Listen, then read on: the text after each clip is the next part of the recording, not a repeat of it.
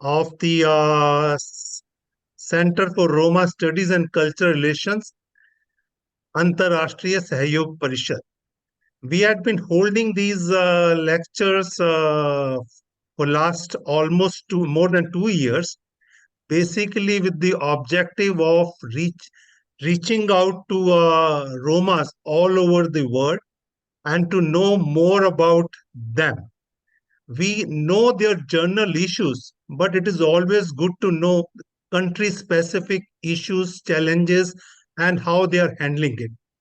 This not only helps other Romas, brothers and sisters, to know the situation in various countries, but also more to Indians in India who have a limited knowledge of Romas and their issues in various countries. We have covered many countries so far, b- which have a large Roma community population. And today we are lucky to again go back to the country where Romas are in big number. Their percentage, I it's always said that it could be, some says that it is 3%, some says that it is much more. So I will not give a figure of the population, but it is substantial. And that is one of the biggest ethnic minority in that country. Some people initially used to confuse whether Romas are from Romania, but that's again the name does give indication, but it is a different country. And what we understand that Romas entered Romania maybe in 13th or 14th centuries. Unlike other European countries, Roma had a very challenging stay in Romania. As I was just mentioning to Adrian, what I read in the Google and other some articles, that Romas in that country, especially in the two principalities, were slaves for almost more than 5 centuries. It is only in 19th century they came out of this slavery. And I was reading somewhere that they had to wear something in their neck where it was very difficult to sleep. They were chained, and so it's a very sad reading of these articles. And today's our speaker will touch more on that. And the topic of today's lecture is slavery and memory in the case of Roma from Romania, which itself mentions that it will be focusing more on their life of 5 centuries.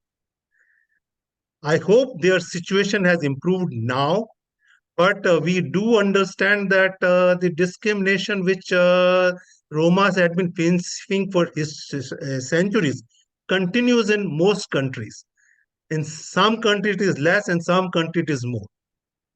Though we understand that European Commission has come out with various resolutions and ideas to increase the participation of Roma in the countries where they are and improve their status in those societies. In previous lecture, we learned that in some countries things are improving, and in some it is still lacking. But we are happy that there is a will among the European countries and leadership that things should improve, and all people, including Roma community, should be treated at par with the mainstream society. So I'm really happy to welcome you all for today's lecture. And now I will request Jamil to give an introduction of the today's lecture, as well as speaker, which I am told is a famous historian. And I was seeing that he was the director of the Cultural and Social Research Center Romani Rodimata, and he is a historian in the University of Bucharest. So more on him and his lecture. I pass it on to Jamil. Jamil, the floor is yours. Thank you very much, sir. And it is our pleasure to have you, Adrina, today for this 28th lecture. And I welcome all of you to the 28th virtual lecture of our lecture series that we uh, constantly and regularly conducting. And it is a 28th lecture. Today we have a speaker, Adrian-Nicolae Furtuna, and he is a PhD scholar, as we know that, at the Research Institute for Quality of Life of the Romanian Academy. And more interestingly, his doctoral thesis focuses on the social memory of Roma slavery in Romania, uh, in Romanian space. And he is the author and writer, written several articles for the Romanian journals as well as the foreign journals and the magazines. So today he will deliver the lecture concentrating on slavery and memory in the case of Roma from Romania. And as we may be aware of that, the Roma slavery in Romania existed in the 14th century and lasted till the mid of the 19th century. But the slavery and the pattern of slavery in Romania was completely different and distinctive from other slavery in other European countries.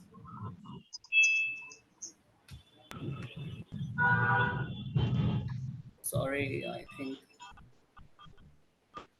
Uh, Hello, Mohanji. Could you unmute yourself, please? Thank you. So, but this slavery pattern, the face of the slavery in Romania was a completely different, because Roma in Moldavia and Wallachia were in the condition of chattel slavery, and the chattel slavery allowed the honor, and the Roma were rendered the legally personal property of the slave owners. So that was a quite different form of slavery utilized and employed in Romanian society, especially the Romanian principalities. So Roma were, Mohan Singh ji, please mute yourself. Roma were enslaved in Romania, and they were bonded laborers owned by noblemen, landowners, and monasteries and the state. And they were flogged, whipped, battered, dehumanized, all kind of cruel and barbarous. Mohan Singh ji, could you please mute yourself?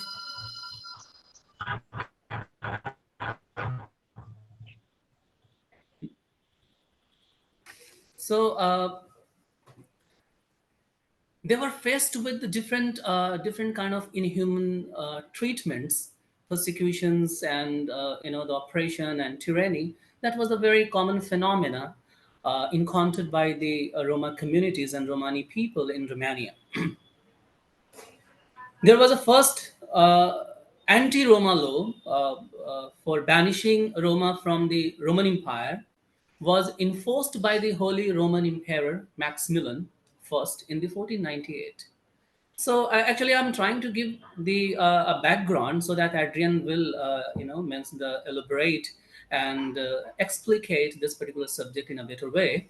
But I'm giving you the bird's eye view because in there was the legal setup to enslave Roma community.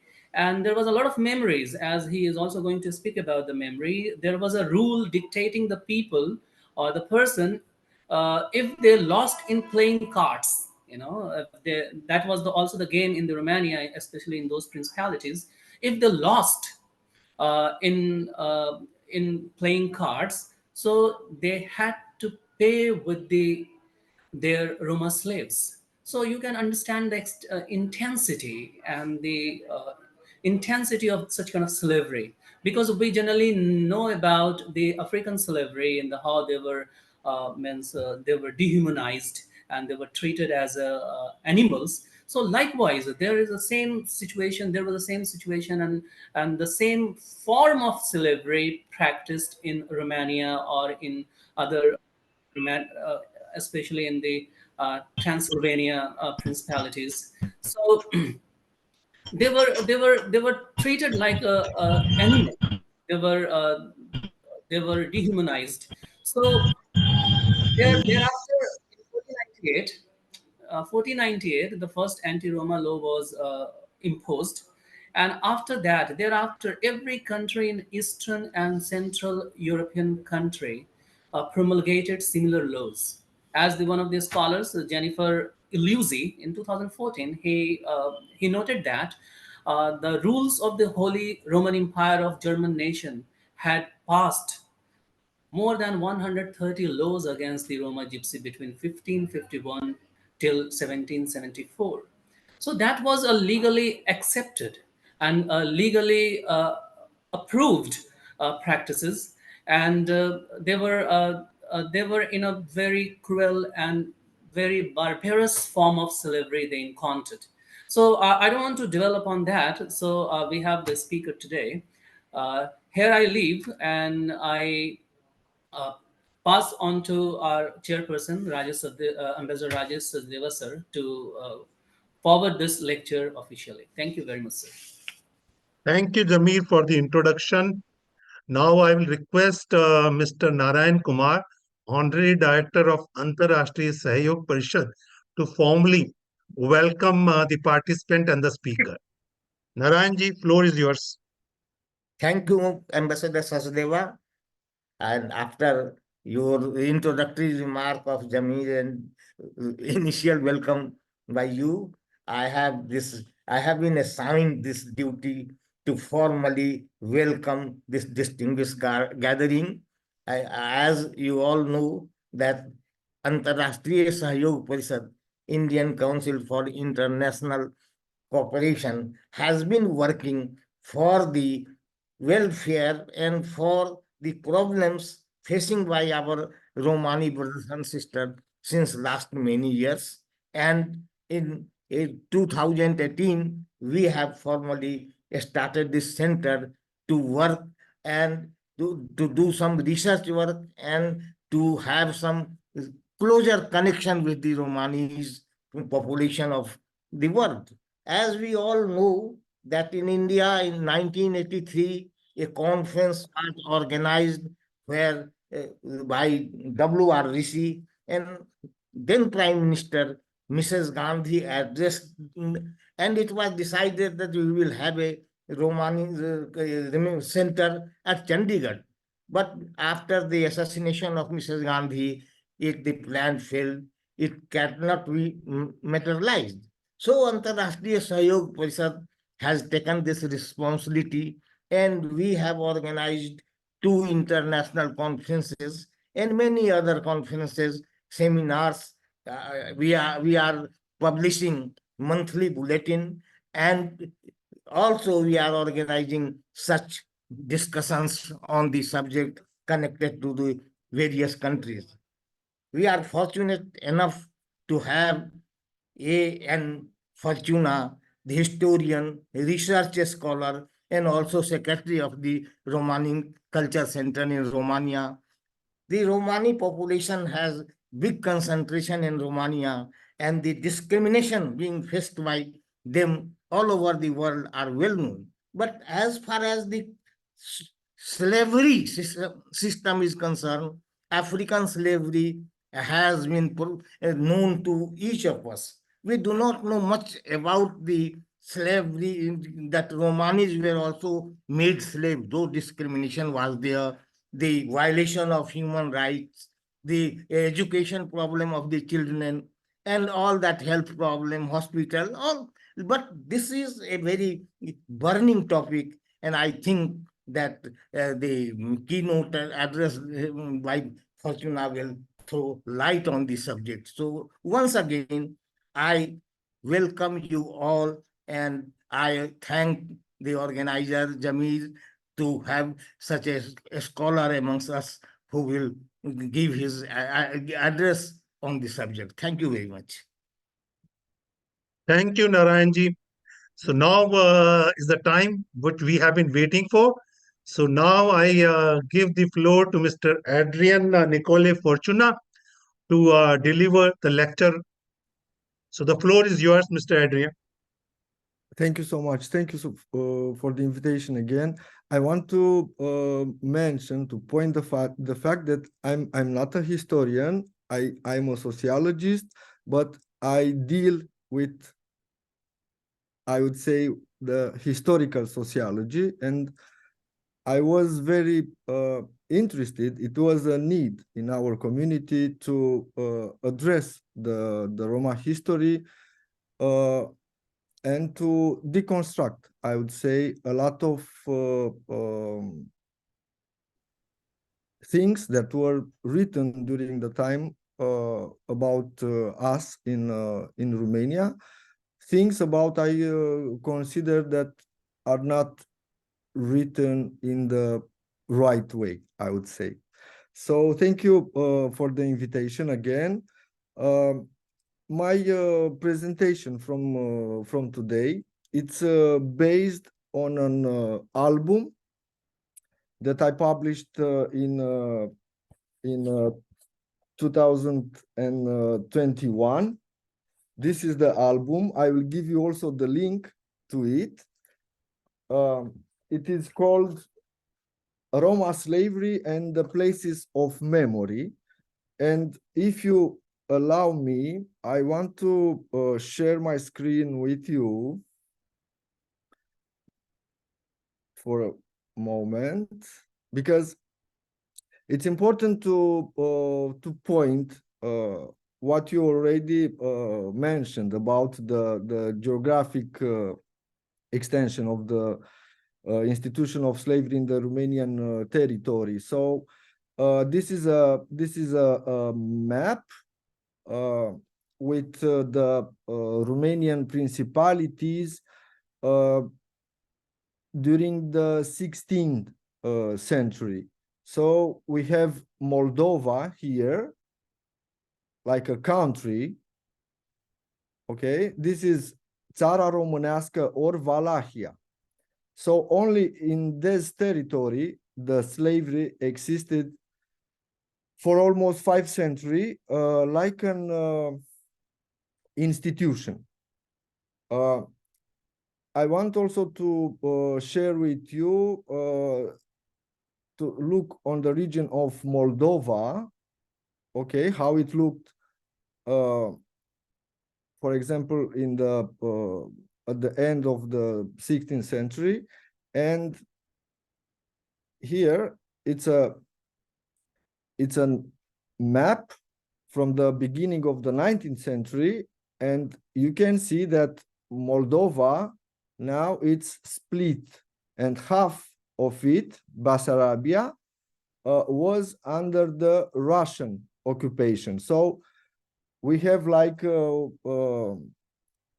a common history of slavery in Moldova until a point, and after the occupation of half of Moldova by the Russian Empire, we have like a different history of the slavery in Moldova. Okay, these maps were not part of my presentation, and I will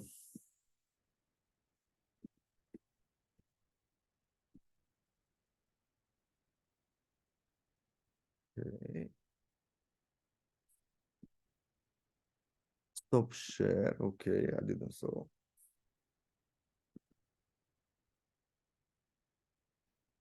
Just a second, please. Share screen.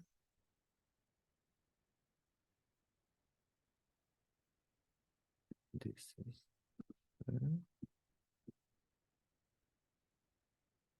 okay.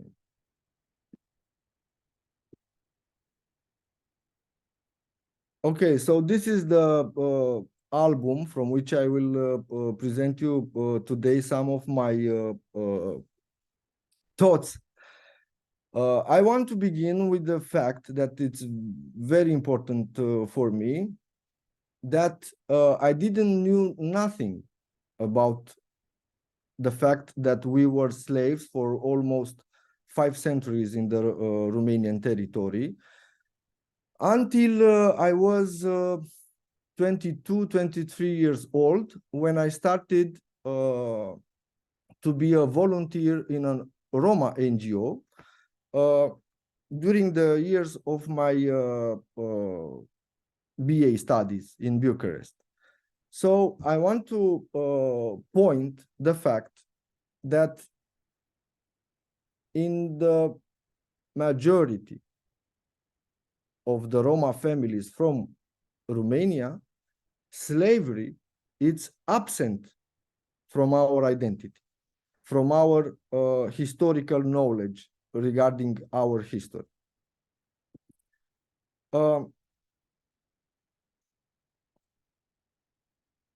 The first documentary attestation of the Roma, it's from the 14th century, exactly from 1385 October, when a ruler called Mircea cel Bătrân, he confirms some possessions of a monastery, and one of these possessions were some Roma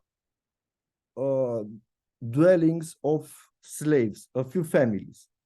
So our first attestation on the Romanian soil coincides with the fact that we were mentioned as slaves. This is an archive document that it was issued by a very known ruler from the Țara Românească, from Valahia, by his name Constantin Brâncoveanu. Why I'm putting here this document? Being an album with archive documents, what I created, I also wanted to point the possessions of the slaves by the three categories of slaves, and I selected one document for each category of slave owners, because the ruler could donate Roma slaves to the monasteries and to the nobles called boieri in Romanian, boyars. This is an document that it's certifies that the Cozia monastery and the Father Egumen Vasile have in their ownership the gypsy Nan. It was the name of that Roma slave, and his sons Stoica, Nedelcu, Pârvu, Nica, and Necula. And it's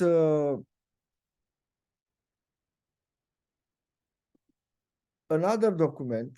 This is coming from a monastery, and if you can see here, it's a cross on this document.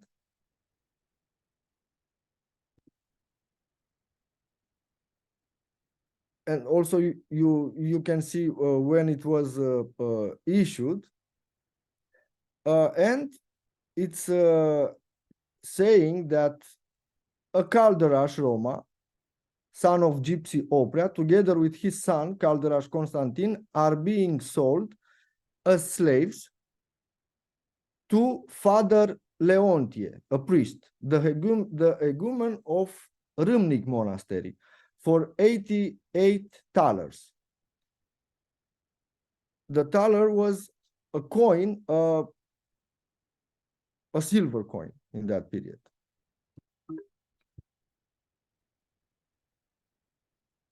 This is a document issued by a boyar, by a noble. And it says that a name Constantin, son of Manta, sells to Master Sava Venețianu, a gypsy woman, Maria, and her 3 children for 8 thalers in cash.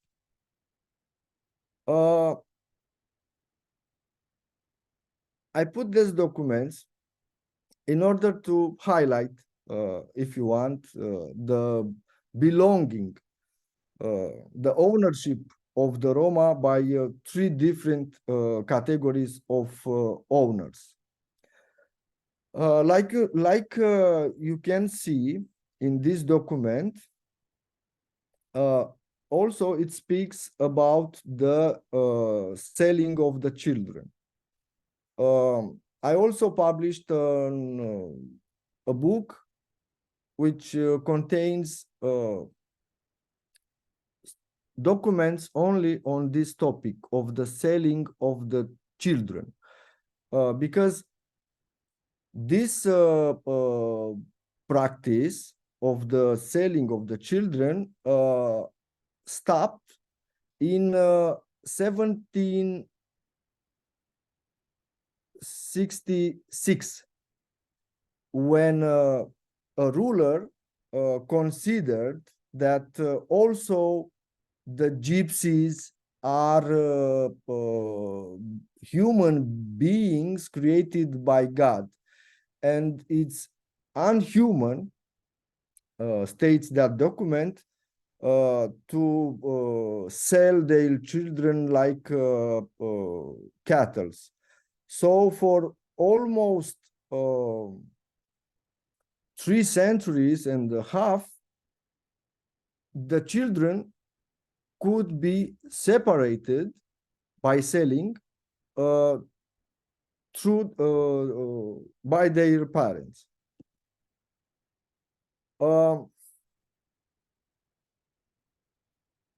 I put here the civil code from Moldova that was issued in 1817, and it was the first modern civil code from the Romanian territory. It was written original in Greek, because in that period Moldova and Wallachia were ruled by rulers from the Greek quarter called Fanar, from Istanbul.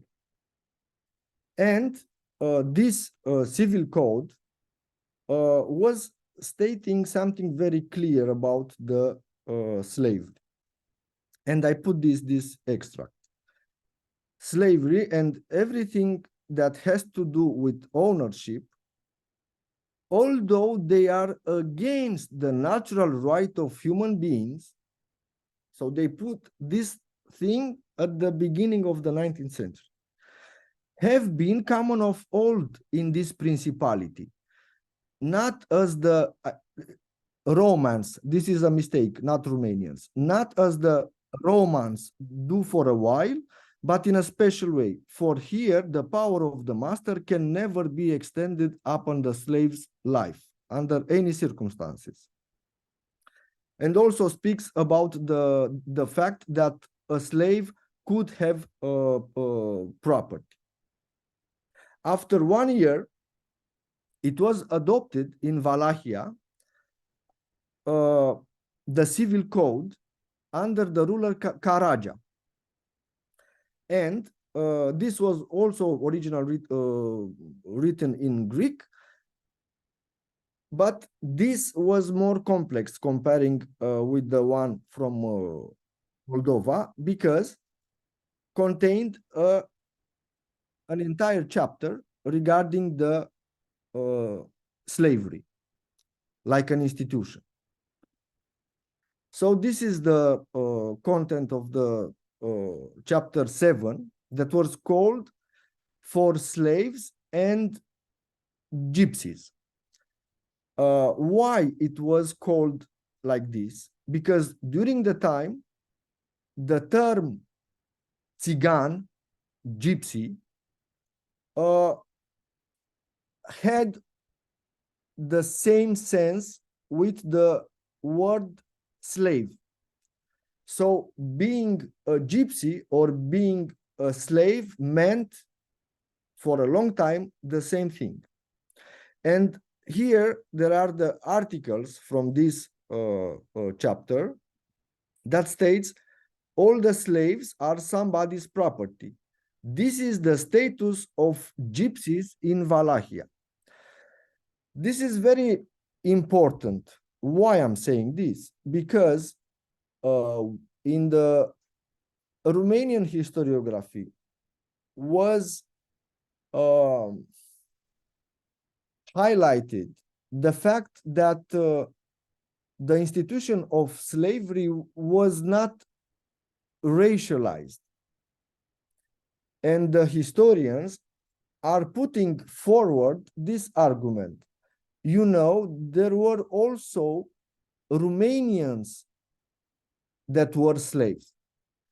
But what I point is the fact that there were some cases, there were some unique cases. But the institution of slavery was addressed especially to the Roma. And in Moldova also the Tatars were documented as slaves at the beginning of the 14th century, and they were took as slaves after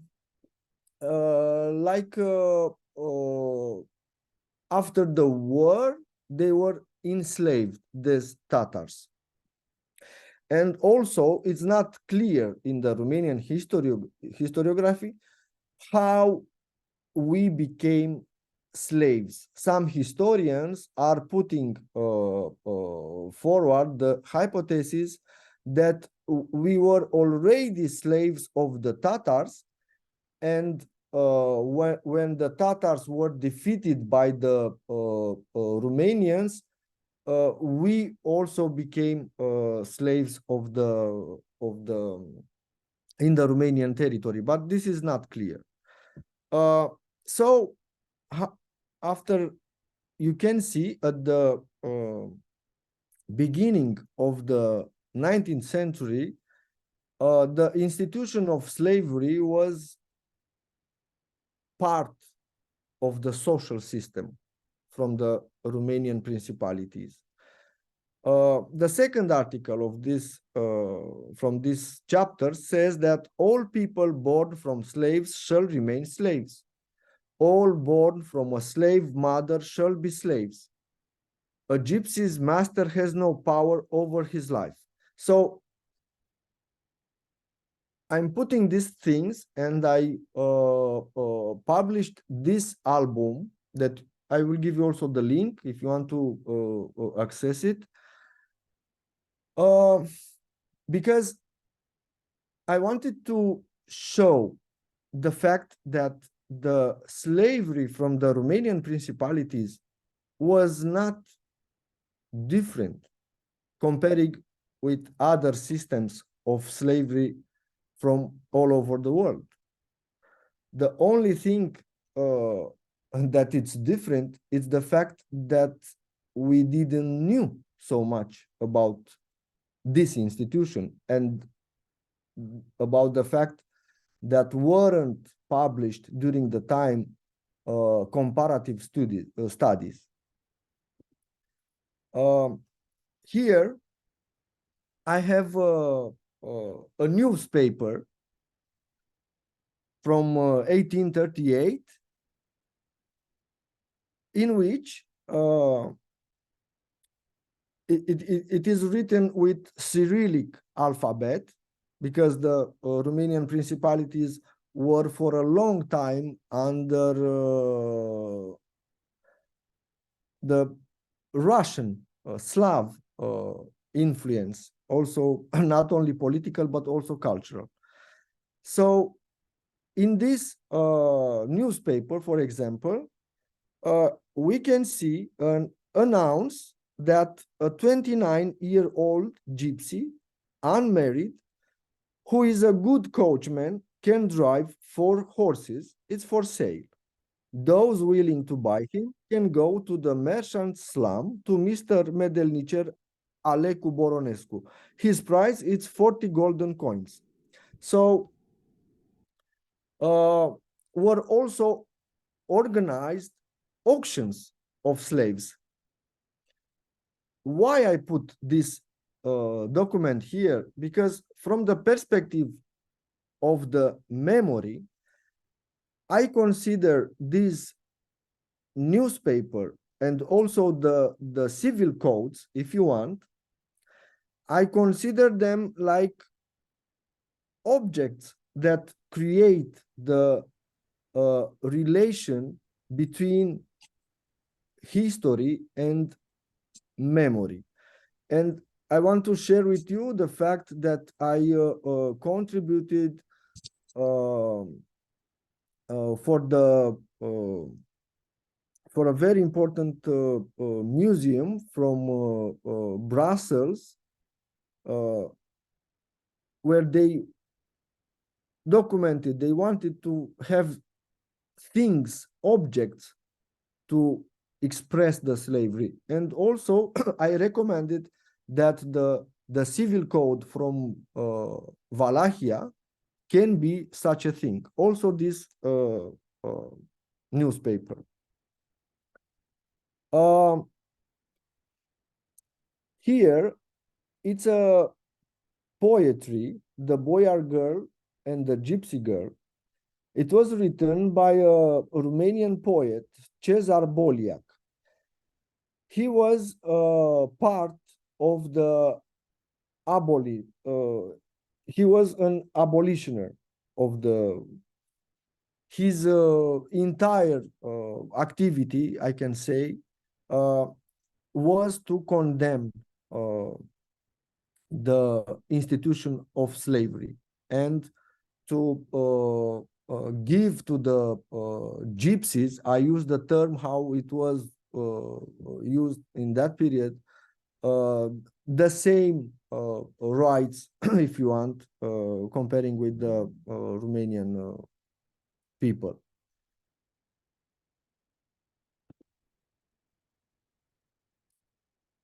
This is a proclamation during the revolution from 1848.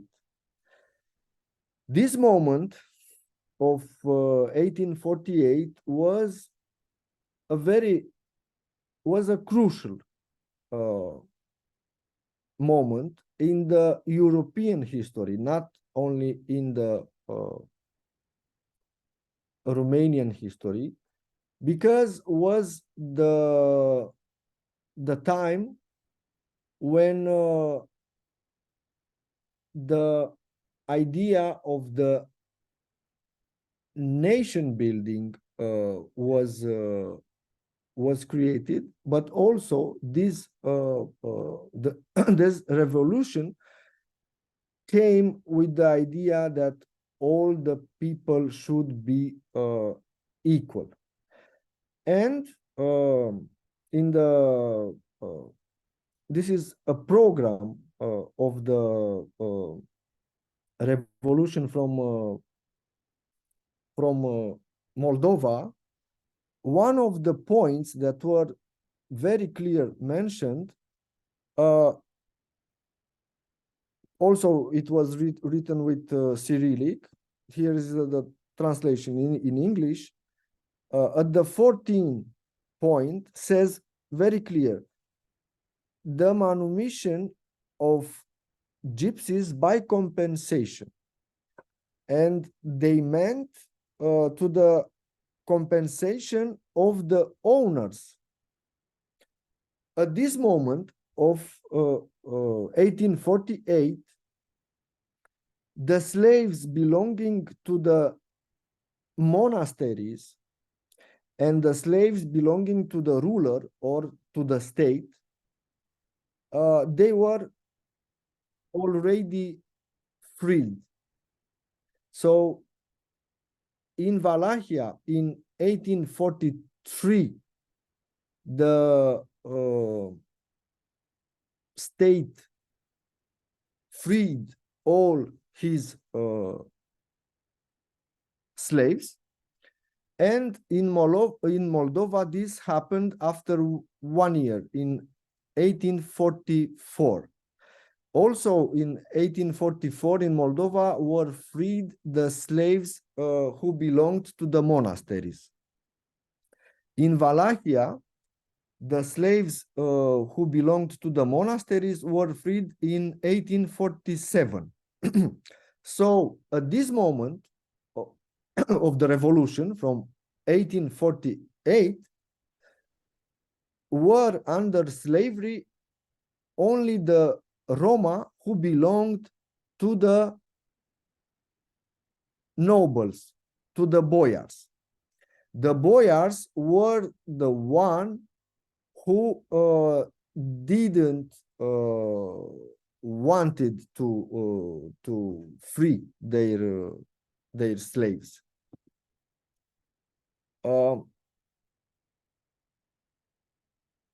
Here it's a ticket of freedom during the period of the revolution from 1848.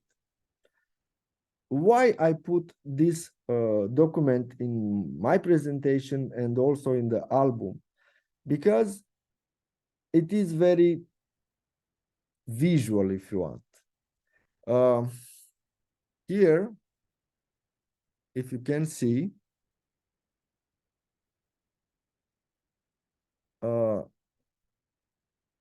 it's the Commission for the Liberation of the Slaves. This is it is written in Romanian, Comisia Liberării Robilor. And here it's a chain that was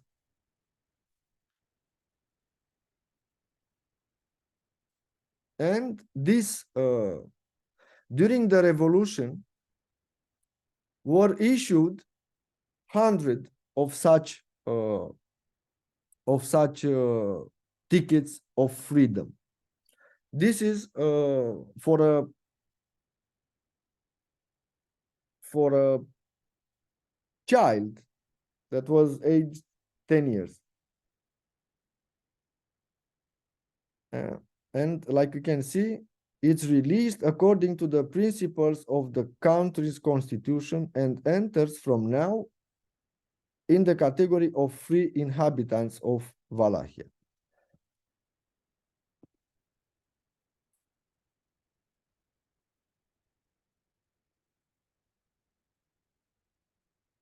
Here, it's a document from the same period of 1848 and was addressed to the boyars and to the ones that had under their property slaves. And here it's stating the fact that the owners must make an application in order to receive compensations for the liberation of their slaves.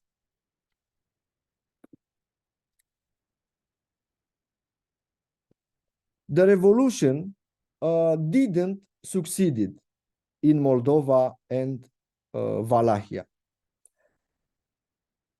And all the slaves that were freed, they were forced to return to their owners.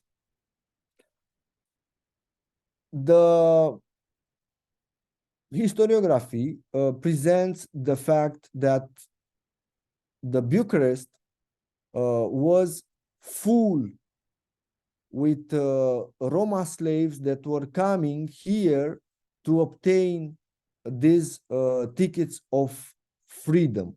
And also there are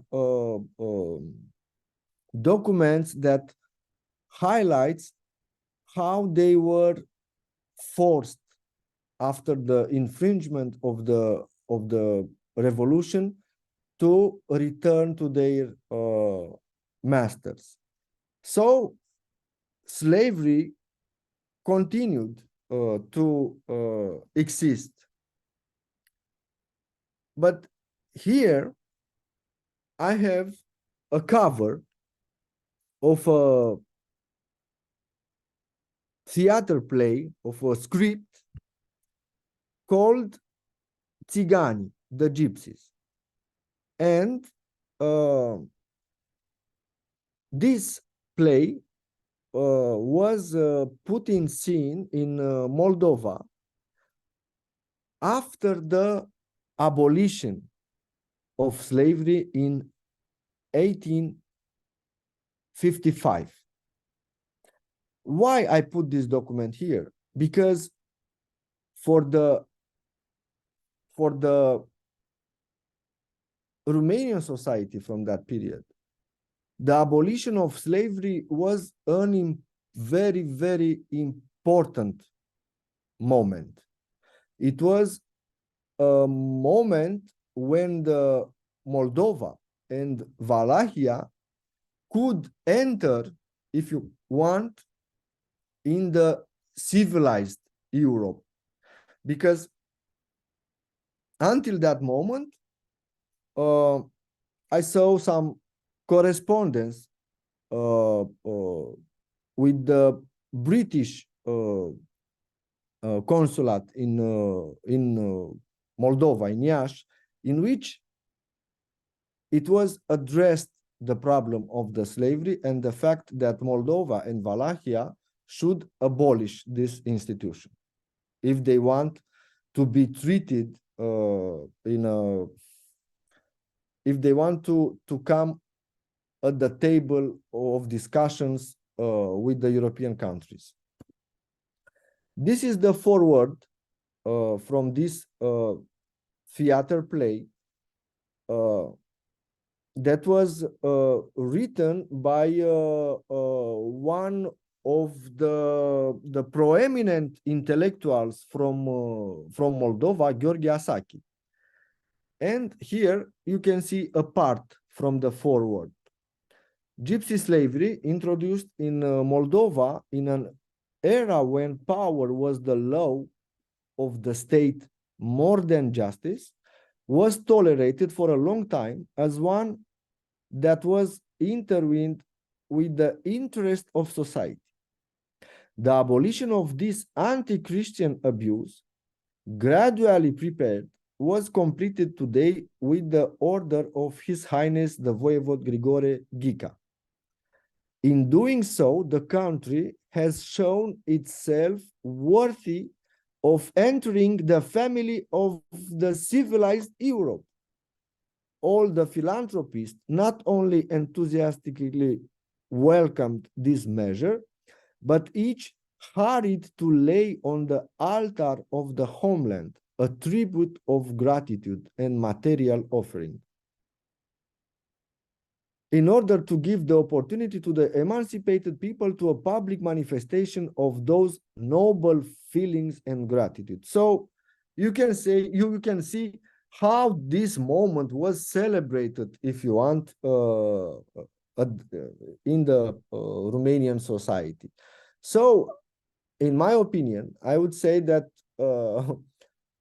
it was more a moment of glory, not only for the Roma because were liberated, but especially for the Romanian society in which this gangrene of the slavery was finally cutted.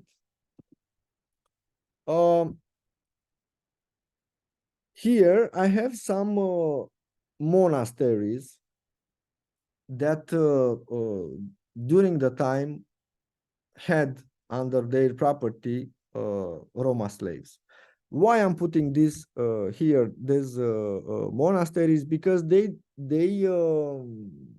deal with my field research that I'm doing in order to see how the slavery is present in the collective memory In the Roma communities that continued to exist during the time very near to the monasteries. So after the abolition of the slavery, the Roma dwellings of slaves continued to exist very near to the monastery or very near to the boyar mansion. One thing that it's important to mention here from historical point of view is the fact that an owner could have under his property settled slaves that were used in agriculture or domestic works,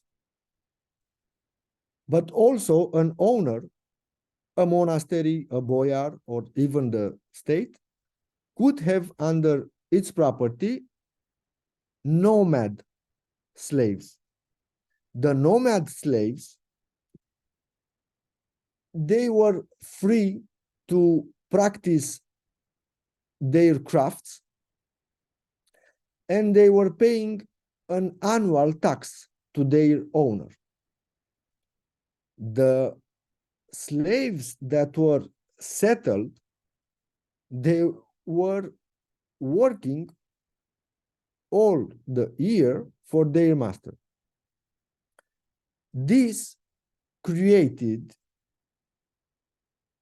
in the Roma community from today a gap, if you want, that can be seen in the way in which the Roma define themselves, especially from cultural point of view. Why I'm saying this? Because, for example, a Roma community that continued to exist very near to a monastery,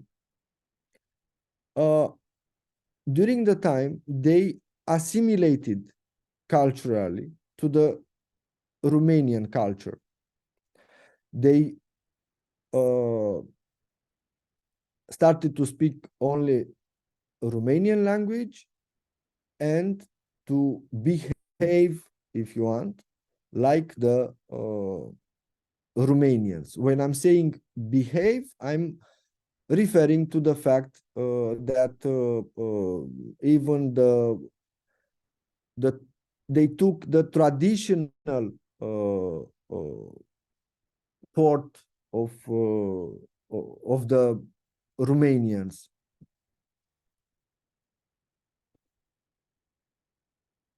This is the monastery Bistrița in the county Vâlcea. Very near to this monastery, I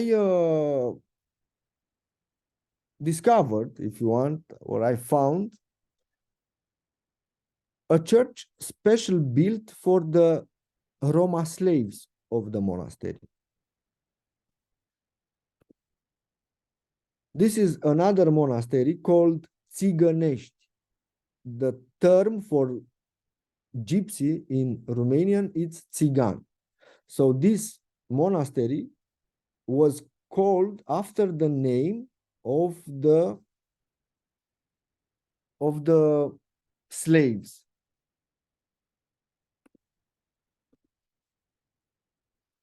Just a second.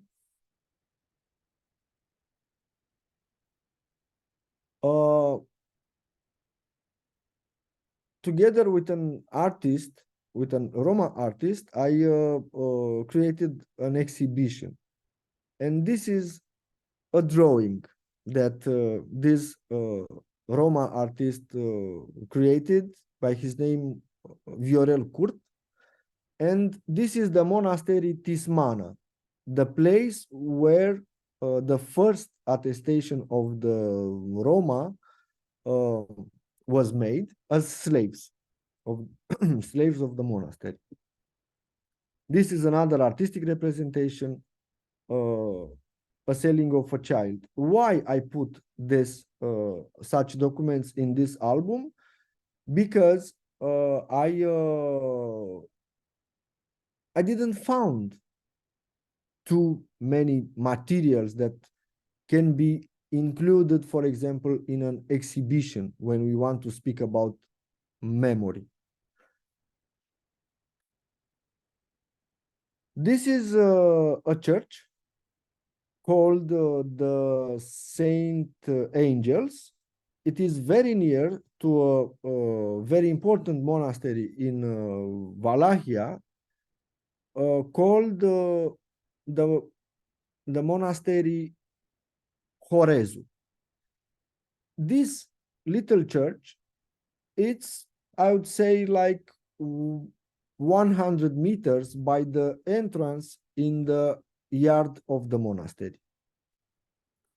What is very interesting, like already I said, it's the fact that this monastery was built for the Roma slaves of the monastery Hurez. Here I have a source in which says that this church was built for the slaves of the Hurezi monastery. Some local historians, which I interviewed, they said that this was a practice in order to keep the slaves apart from the yard of the monastery, in order not to create a bad image, if you want, to the monastery. I'm not sure of this hypothesis. From my point of view, it's also a proof and it comes like an explanation also to the fact how we were during the time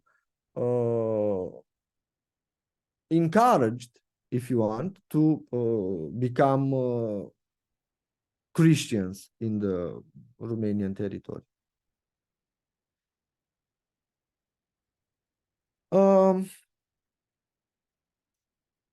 Here it's a part from an interview that I made with a Roma woman from the Roma community from Tismana. So from the locality where were attested for the first time the Roma at the end of the 14th century. So I told you that the first documentary attestation of the Roma, it's from 1385 at the monastery Tismana. I went in this locality that also has this name, the same name, Tismana. It's given from the monastery. And there today exists a Roma community. And I wanted to speak with the people that are living there about what they know about slavery. If they have this historical memory, and what sense has this memory at local level. Like you can see from my discussion with, in this case, with, I interviewed also old man that was a former mason, and he tell me, do you know if the Roma were ever slaves of the monastery? And he said, my parents were like that, and their parents too. My parents, my grandparents were slaves of the monastery. And now it's very important what he said. This land here was given by the monastery to the gypsies because they were slaves. The same thing was told to me by a woman, 64 years old, from the community, by another woman. You can see. And they were put in possession of land in the middle, in the village middle. Another woman, up to Cuza. Cuza was the ruler that united Moldova and Wallachia. After he united Moldova and Wallachia, he made some very, very important reforms in Moldova and Wallachia. And the first reform that he did was that he took important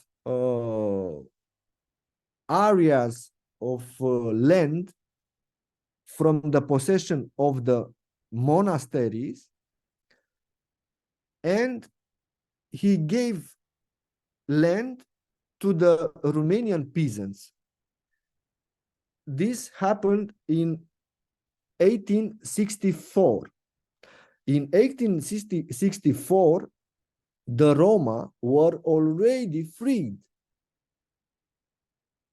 The slavery was already abolished, and the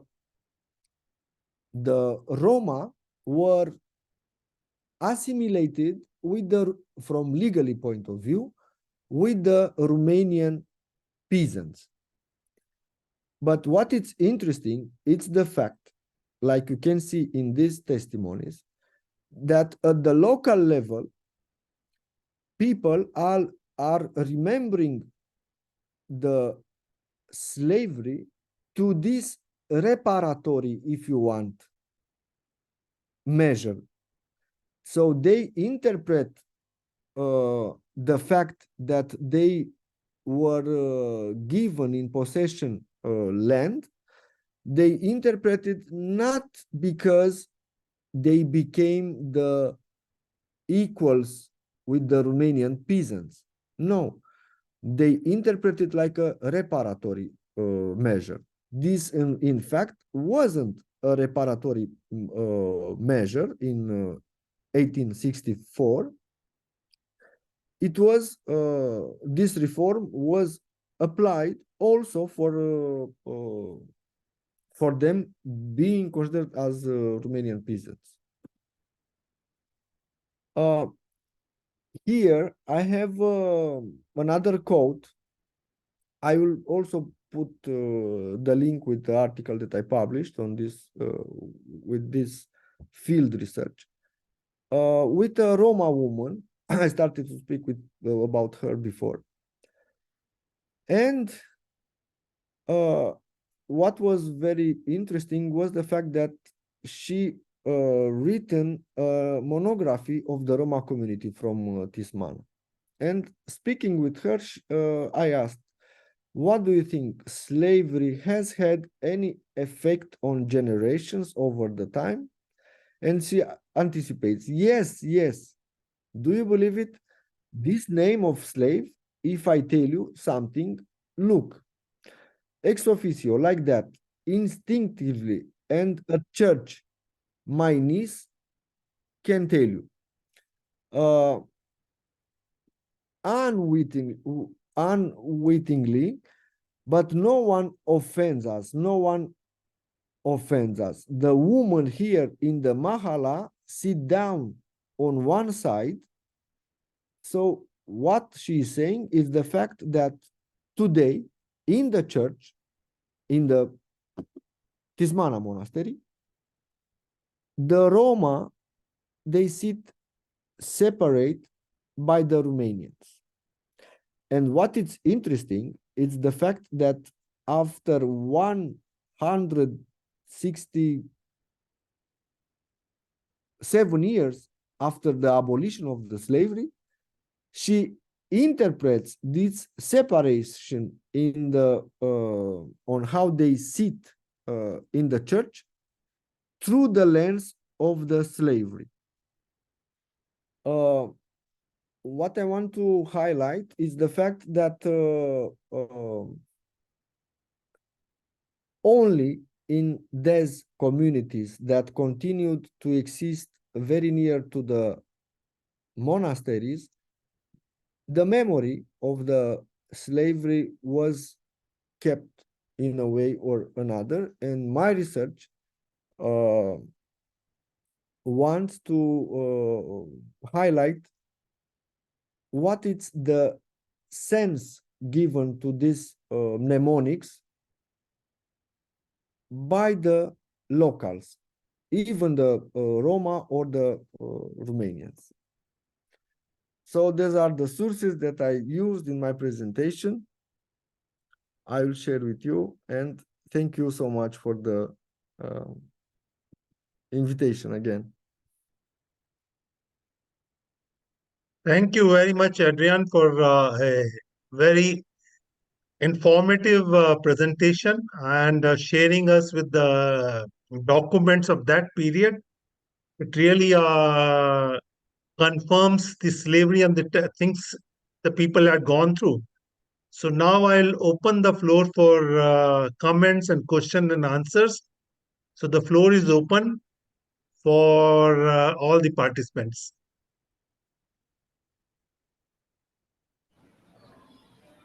I have one question. May I ask you, sir? Yeah, go ahead. All right. Thank you very much. Uh, Thank you very much, Adrian, for your very comprehensive presentation and exploring the different aspects of the Romani slavery. As you know that unlike African slavery, the Roma slavery was neglected, as you also mentioned in your presentation, and considered historical exceptionalism by historians and writers and scholars. So now the Roma community, the people of Roma community, they are getting educated, they are getting politically mobilized. So the center for Roma slavery was Romania, or Transylvania. So now, is there any Roma slavery campaign or political movement for their repatriation, like African slavery campaign or movement initiated by the several black nationalist and the political figures like Marcus Garvey and all in the United States of America? And that political movement and campaign uh, got overwhelming success. And there was a movement like the Black to Africa, like Black to Africa movement, and so on and so forth.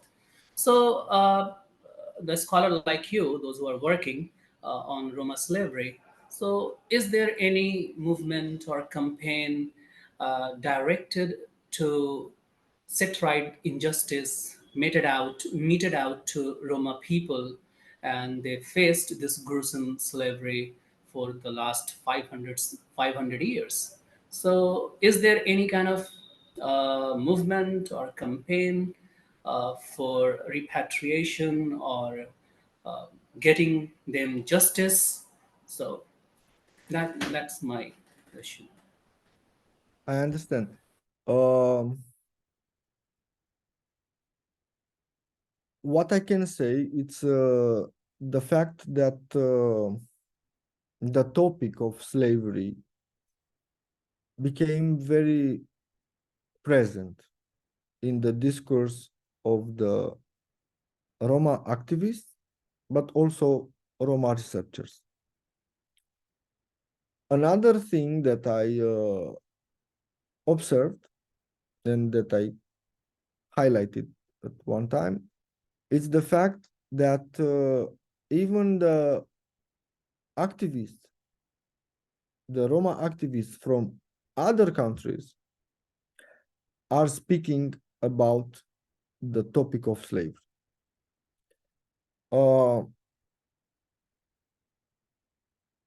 My PhD thesis deals with the social memory of the slavery and the construction of Roma identity. what I would say, it's the fact that the first thing that we can do in this sense, it's to give this information to the people from the community. Why I'm saying this? Because we cannot speak about a common identity or about we cannot speak about us without to understand our history.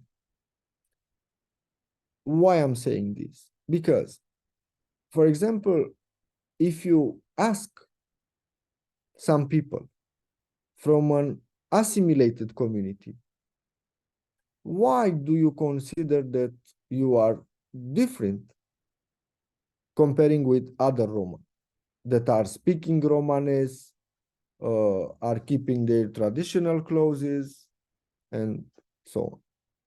They will not be able to give you an answer. The consequences of the institution of slavery, the way in which this institution shaped the form, if you want, of the Roma community, had echoes also during the Holocaust in Romania. Why I'm saying this? Because in 1942 were deported from Romania to Transnistria. Transnistria was a territory occupied by the Romanian army in Ukraine. Were deported 25,000 Roma, 10% from the Roma that were living at that period in Romania. It's important to see who were deported from the entire number of the Roma. Were deported all the nomad Roma, and from the sedentary Roma were deported those one considered as thieves, prostitutes, people who cannot justify their existence, like they said. So were deported all the nomads. The nomads were those one who kept the Romani identity during the time, because they didn't assimilate it, being free during the slavery. They had this liberty of movement.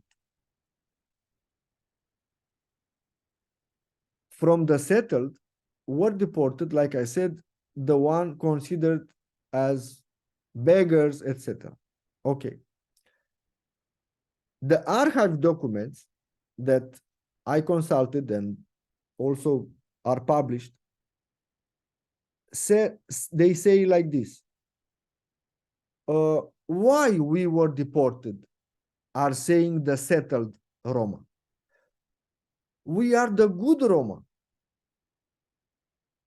You understand? We became Romanians. We are Orthodox. We are not like those nomads who are like savages, you know? So in order to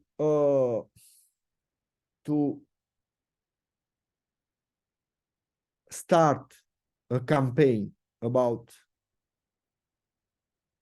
slavery, in my opinion, I think we need, and it's taught in schools in Romania. There are schools where Romani language is taught and also Romani history. But the schools where the average of the Roma children it's higher. In my opinion, we need this information to be very present in the textbooks, and not only like a case study, but like a mandatory information in all the curricula. So my opinion is that we need a campaign in order to make the Roma to understand how history shaped the relations among them, but also the relation with the majority population. Because if we don't create a framework, I mean, if I will give you an example, speaking with my mother and with my father for an entire weekend, I spoke with them about my PhD thesis. I explained to them what I want to do. And my father told me at one moment, but Niku is my, Niku, do you think that it's okay to learn our children that we were slaves? So what was, I mean, my thesis speaks about memory. And I was very intrigued by the fact in which we forgot this period of 5 centuries of slavery. We forgot it from our collective memory. We don't know it. Only a few communities about I spoke today are remembering. But those communities, the people that are living in those communities, they don't identify them as Roma. They identify them as Romanians, or even if they are labeled by the others as Roma, as gypsies with coats, they are offended by this label, you know? So I think that slavery and the history in general can be a framework in which to, I mean, we need it. It's the base in order to speak about our identity. But first, what I think that should be done is to create the channels of communication to the people in order to help them to understand how this history created these gaps among them.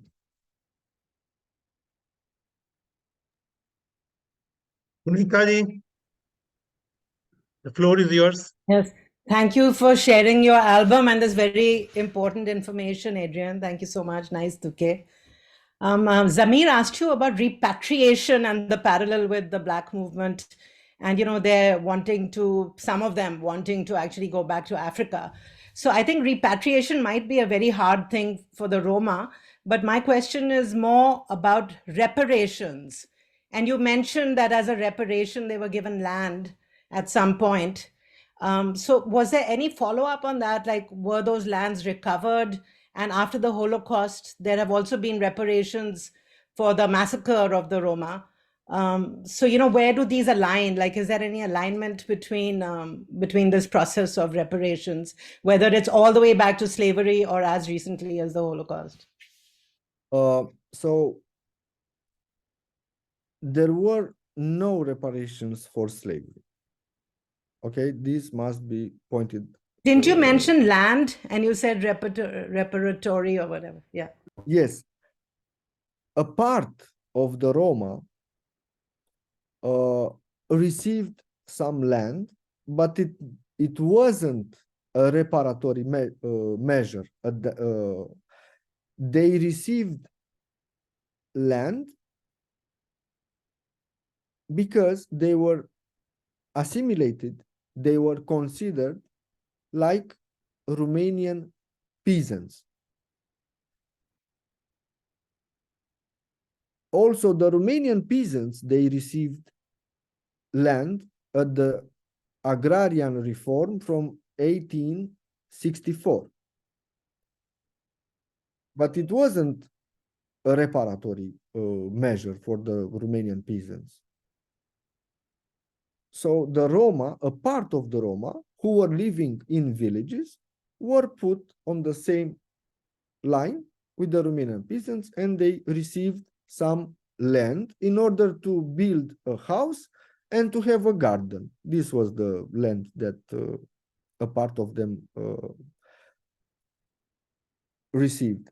I don't know what to say about the part of repatriation. That was actually Zamir's question, but I was also wondering about alignment of reparation with the after the Holocaust, after World War II, and the Transnistrian expulsion. Yes. Yeah. For the Roma survivors, receive a pension almost 200 euros per month, and also the Romanian state approved a law in which the children of the survivors can also benefit from a pension.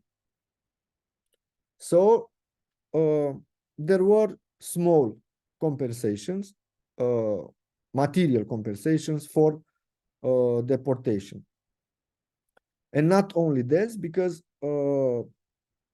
during the time, the Roma survivors of the deportation received different sums of 5,000, 6,000 euros from the organization, International Organization of Labor.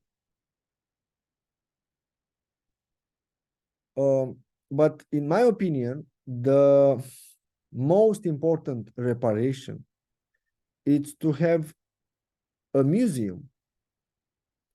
It's to have a recognition of this history, a recognition, public recognition. We don't have at this moment, just imagine, and I think you all are aware of this, we don't have a monument in order to remember the slavery. And there were 5 centuries of slavery.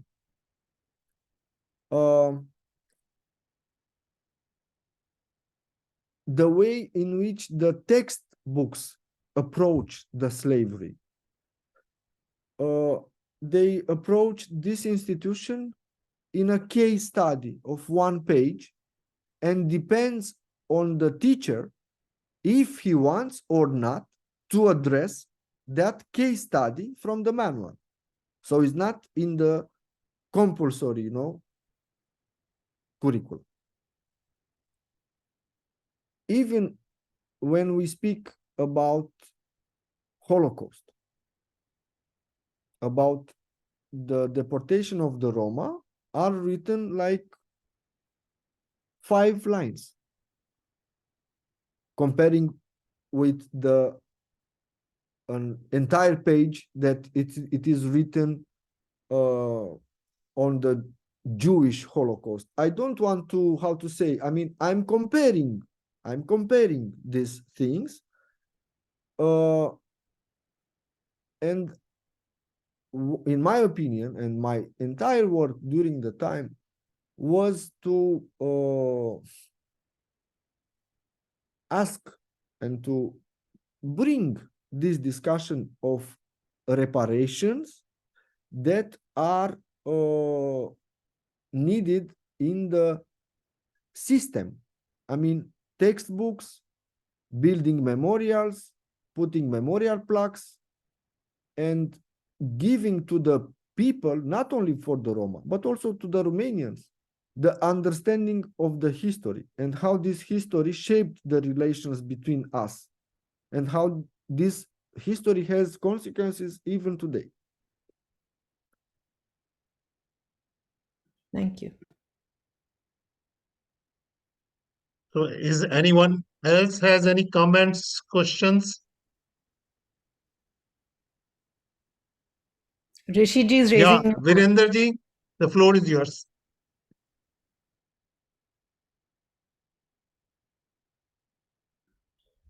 You're muted, Rishiji. Okay. Hello, Mr. Hello. Adrian.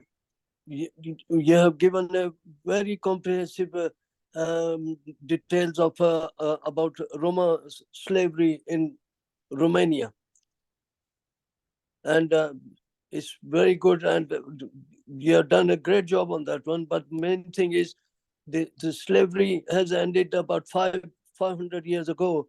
But what's happening now in Romania? Are they well looked after, Roma people in Romania, or they are still being put as second-class citizen in Romania? Thank you for the question. Uh, I would return if you want, if you allow me. Just a second.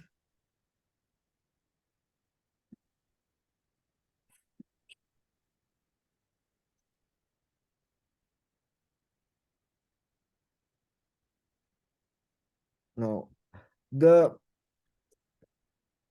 last word from my presentation puts accent on the fact that Roma themselves, they feel inferior, and also this is a consequence of the history. In my opinion, at the formal level, the Roma are treated like equals, but in reality, the things are not in this sense. And why I'm saying this? Because for the last 30 years, the paradigm in which the Roma were approached by the social policies was that we are a vulnerable group. And this implicated social problems, that problems that we don't have jobs, we live in segregated communities, etc., etc. But now the paradigm is changing, and even the Roma sociologist Nicolae Gheorghe, he was the founder of the Roma movement, not only in Romania, I would say, but at the European level. In the last part of his life, he said that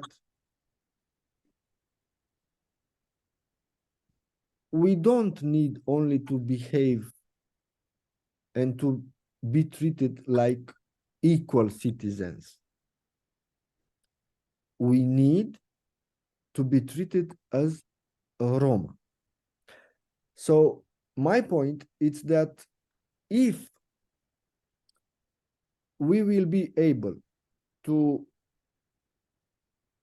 offer to the Roma the framework, the cultural framework in which they can define themselves, in which they can understand themselves, this will help more, I would say, than if we